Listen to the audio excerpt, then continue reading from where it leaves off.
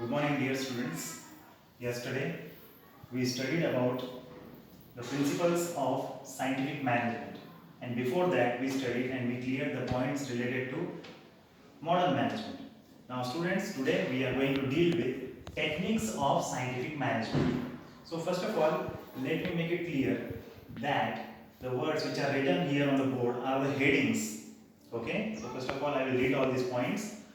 First point, first technique of scientific management is work study. There are four sub points, that is time study, method study, motion study, fatigue study. After that, second point, standardization. Third one, scientific task setting. Fourth one, scientific selection and training. Fifth one, functional organization. And now last one is differential piece rate plan. Now students, let us start explanation of these points in a very detailed and a very simple language. So starting with work study. देखिए students, work study ये first technique है scientific management की। वैसे scientific management किसने इस दुनिया के सामने लाया था? आपको याद होगा, कल पढ़ा था हमने, F.W. Taylor, Frederick Winslow Taylor. अब ये जो टेलर साहब है, उन्होंने 6 टेक्निक्स बताए हैं, 6 जो आपके सामने है। तो आप हम फर्स्ट वन स्टार्ट कर दे। Work study. वर्क स्टडी का मतलब क्या होता है? वर्क मतलब काम। जैसे मैनेजमेंट, हम यहाँ पढ़ रहे हैं मैनेजमेंट। मैनेजमेंट का मतलब है कि एक कंपनी है जहाँ पर एक मैनेजर है या एक टीम है जो सभी लेबर से, एम्प्लॉय से काम करवा कर लेते हैं। ओके, तो उसको अपन बोलेंगे वर्क। और वर्क स्टडी मतलब कि उस वर्क की स्टडी करना है डिटेल में। अब ये कैसे करेंगे? तो इसको करने के 4 तरीके हैं।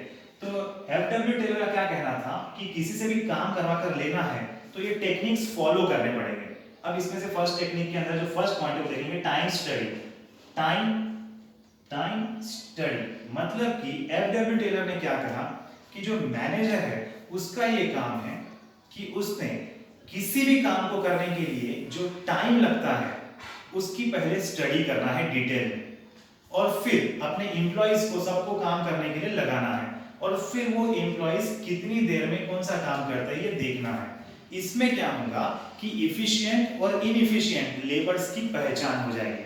जो लेबर्स अच्छा काम कर सकते हैं तो उनके ऊपर अलग ध्यान देंगे, और जो लेबर्स अच्छा काम नहीं कर पा रहे उनके ऊपर अलग से ध्यान दिया जाएगा। So in this way time study मतलब कोई भी काम कितनी देर में करना चाहिए और लेबर्स उस काम को कितनी देर में कर रहे हैं ये देखना है, ये ऑब्जर्व करना है। ये इस पॉइंट का मीनिंग था, that is time study. Now our second point, second sub point, method study. देखिए स्टूडेंट्स, आपको मालूम होगा कोई भी काम करने के लिए अलग अलग मेथड्स हो सकते हैं। मेथड्स मतलब तरीके, अप्रोचेस। किसी भी काम को करने के लिए 2, 3, 4 अलग अलग तरीके हो सकते हैं। तो इसमें से मेथड स्टडी मतलब कि जो मेथड परफेक्ट है, सूटेबल है, सबसे अच्छा है, वो मेथड सभी एम्प्लॉइज को सिखाना है और फिर उस मेथड के अकॉर्डिंगली सबसे काम करवा कर लेना है।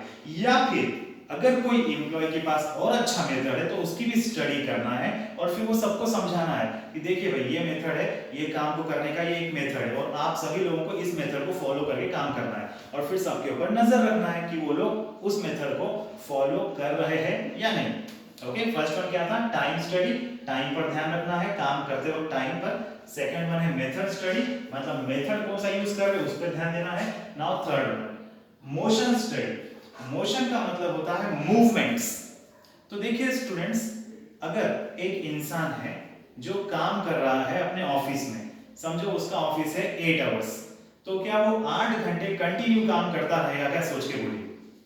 शायद 8 घंटे के बीच में वो लंच के लिए जा सकता है, या 8 घंटे के बीच में वो वॉशरूम जा सकता है, या उस टाइम पे वो मोबाइल पे या फिर लैपटॉप पर, कंप्यूटर पर दोस्तों से बात करके टाइम बर्बाद कर सकता है। तो ये जो पॉइंट है मोशन स्टडी, ये क्या बताता है कि आपको मतलब मैनेजर को जो एम्प्लॉइज है उनके मोशन के ऊपर ध्यान देना है, उनके मूवमेंट्स के ऊपर ध्यान देना है, और जो मोशन कंपनी के लिए सही है उसको चलाना है, उसको कंटिन्यू कराना है, और जो मोशंस काम के नहीं है, जो मूवमेंट्स काम के नहीं है, एम्प्लॉइज को बोलना है कि आप ऐसा मत करो। आपका 8 घंटे का टाइम पढ़ाई पर दे रहा है, जैसा आप टीचर या पेरेंट्स आपको बोलेंगे कि पढ़ाई पर ध्यान दीजिए, वैसे ही मैनेजर बोलेगा काम पर ध्यान दीजिए। और मोशन स्टडी में जो बिना काम के मोशन है उनको नहीं लाना है, और जो काम के मोशन है वही चलने देना है। Okay, now our fourth point, fatigue study. देखिए स्टूडेंट्स, फैटिग का मतलब होता है थकान, या इंग्लिश में बोलेंगे इसको टायर्ड हो जाना। ओके, नाउ फैटिग स्टडी में क्या कहा गया है कि भाई कोई भी एम्प्लॉय कंटिन्यू अगर काम करेगा लंबे टाइम तक तो फिर वो थक जाएगा, या उसकी तबीयत खराब हो सकती है, या वो मेंटली या फिजिकली थोड़ा सा क्या है, उसका वर्किंग जो परफॉर्मेंस है वो डाउन हो सकता है। तो इसीलिए मैनेजमेंट का ये काम है, मैनेजर का ये काम है कि फैटिग स्टडी पर भी ध्यान दे।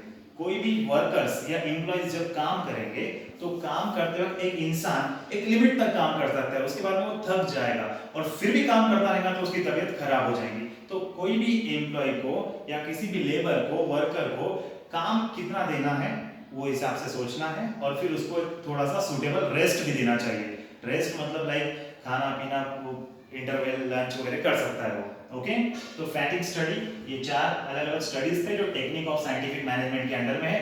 टाइम स्टडी, टाइम पे ध्यान देना है। मेथड स्टडी मतलब कि कौन से मेथड है वो देखना है। मोशन स्टडी, मूवमेंट्स पे ध्यान देना है, एम्प्लॉइज के, मशीन्स के मूवमेंट्स के ऊपर। और फैटिग स्टडी मतलब थकान के ऊपर, क्योंकि कोई इंसान थक जाएगा तो अच्छा काम नहीं कर पाएगा, तो फिर नुकसान हो सकता है। Okay, now our second technique है standardization of tools, machines, raw material and each and everything. Scientific management ये जो है एफडब्ल्यू टेलर ने लाया इस दुनिया के सामने। उनका ये बोलना था कि भाई एम्प्लॉय कितना भी अच्छा क्यों ना हो, लेकिन मशीन खराब है, मेथड खराब है, मैन पावर, जो मोटर्स है, जो रॉ मटेरियल है, अगर ये सब चीजें खराब है तो कितना भी अच्छा इंसान रहो, रिजल्ट अच्छा नहीं आएगा। तो इसीलिए सेकंड टेक्निक क्या है, स्टैंडर्ड मतलब कि अच्छी क्वालिटी। तो tools, machinery, raw material, working condition, सब कुछ कैसे होने चाहिए, स्टैंडर्ड। ऐसा किसने बोला था, एफडब्ल्यू टेलर। उनका ये कहना था कि अगर आप सभी चीजें स्टैंडर्ड रखोगे तो फिर आपका रिजल्ट भी स्टैंडर्ड ही आएगा, और अगर आप खराब क्वालिटी की चीजें यूज करेंगे तो फिर रिजल्ट भी खराब आएगा। तो ये सही है, ये point standardisation, second technique. Okay, now third technique क्या है स्टूडेंट्स, साइंटिफिक टास्क सेटिंग।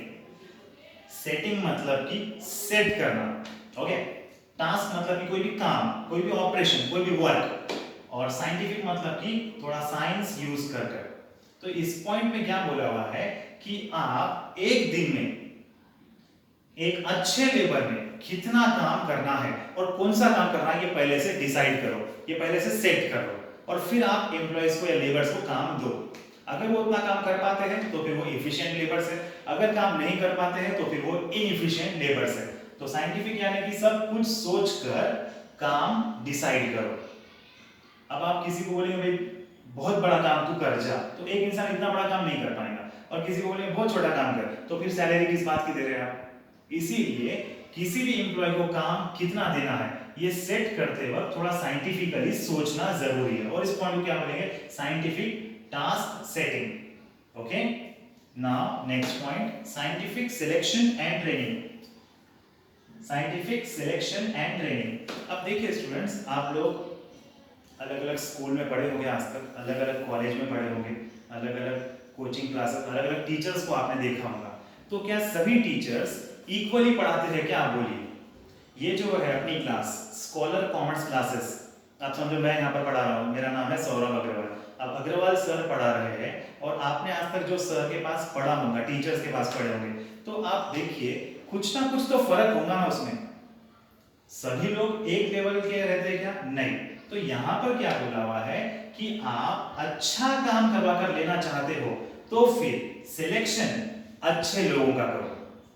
हर एक इंसान अलग अलग रहेगा, हर एक की क्वालिटी अलग अलग रहेगी, तो आपको क्या करना है, सिलेक्शन करते वक्त मतलब एम्प्लॉय को चुनते वक्त अच्छे एम्प्लॉय को चुनो और उसको अच्छी ट्रेनिंग दो। और ये ट्रेनिंग और सिलेक्शन दोनों कैसा करना है, साइंटिफिकली। भाई ये मेरा रिलेटिव है, इसको मैं ले लेता हूँ जॉब पे, ये मेरा दोस्त है, इसको ले लेता हूँ जॉब पे, ये काम नहीं चलेंगे। जो इंसान एक्सपीरियंस्ड है, नॉलेजेबल है, जिसके पास टैलेंट है, स्किल है, वैसे इंसान को आप जॉब पे रखो, उसको अच्छी ट्रेनिंग दो, फिर आपके कंपनी का आउटपुट कैसे आएगा, अच्छा आएगा। और ये बात मुझे लगता है कि सही है, आपको भी सही लग रही होगी। किसी को भी काम पे रखेंगे तो चलेगा क्या? नहीं। तो साइंटिफिकली सोचो और फिर सिलेक्शन करो, फिर उसको ट्रेनिंग दो, तो फिर मैनेजमेंट अच्छे से होगा। Okay, next point, functional organisation. अब ये फंक्शनल ऑर्गेनाइजेशन क्या है ये सुन लीजिए। अगर आपको याद होगा तो जो मॉडर्न मैनेजमेंट के प्रिंसिपल्स थे गिवन बाय हेनरी फ्योल, उसमें एक पॉइंट था unity of command. Unity of command का क्या मीनिंग था फ्रेंड्स? कि बॉस एक होना चाहिए, एक ही बॉस, और बाकी उसके अंडर में सब लोग काम करना चाहिए, क्योंकि कंफ्यूजन ना हो। लेकिन फंक्शनल ऑर्गेनाइजेशन क्या बोलता है कि अलग अलग काम के लिए अलग अलग बॉस होने चाहिए। अब एक एग्जांपल आप ले लीजिए, समझो आप स्कूल में हो, एग्जांपल लीजिए, आप स्कूल में हो, 10th में हो, और 10th में आपको जितने भी सब्जेक्ट है वो पूरे सब्जेक्ट एक ही टीचर पढ़ाएंगे, तो कैसा होगा? शायद आप बोर हो जाओगे या कंफ्यूज हो जाओगे या फिर उतना इफिशिएंसी नहीं आएगी, करेक्ट? तो यहां पर भी वही बोलने वाला है, फंक्शनल। फंक्शनल मतलब कि रिलेटेड टू द वर्क, अलग काम अलग बॉस।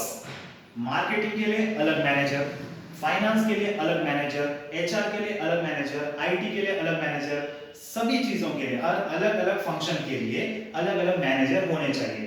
प्लानिंग करने वाला डिपार्टमेंट अलग, इंप्लीमेंटेशन करने वाला डिपार्टमेंट अलग। ये है यहाँ पर पॉइंट। यहाँ पर आप देख सकते हो फंक्शनल ऑर्गेनाइजेशन, इन्होंने बोले अलग अलग बॉस होने चाहिए, जबकि हेनरी फ्योल उन्होंने मॉडर्न मैनेजमेंट के लिए क्या कहा था? एक ही बॉस होना चाहिए। इन्होंने बोले अलग अलग बॉस होने चाहिए। तो ये अपने अपने लॉजिक है, अपने अपने फंडे है काम करवा कर लेने के। ठीक है students, now last point, differential piece rate plan. Differential मतलब कि अलग अलग, पीस रेट प्लान मतलब कि आप सभी एम्प्लॉयज को अलग अलग सैलरी दो। जो इंसान बहुत अच्छा काम करता है उसको ज्यादा सैलरी दो, जो इंसान अच्छा काम नहीं कर सकता है उसको थोड़ी कम सैलरी दो। अब आप सोचेंगे ये तो पार्शियलिटी है, ये तो भेदभाव है। जी ये भेदभाव है, लेकिन ये किसने कहा? F W Taylor. कहा साइंटिफिक मैनेजमेंट। तो उन्होंने ऐसा क्यों कहा वो भी आप सुनिए। अगर आप किसी को ज्यादा सैलरी देंगे और किसी को कम सैलरी देंगे, तो इसमें क्या होगा?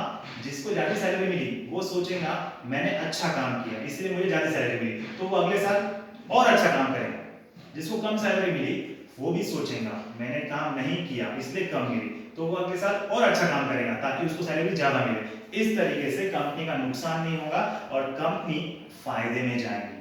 तो अगर से आप सबको इक्वल पैसा दोगे, सैलरी देंगे, तो इसमें क्या होगा?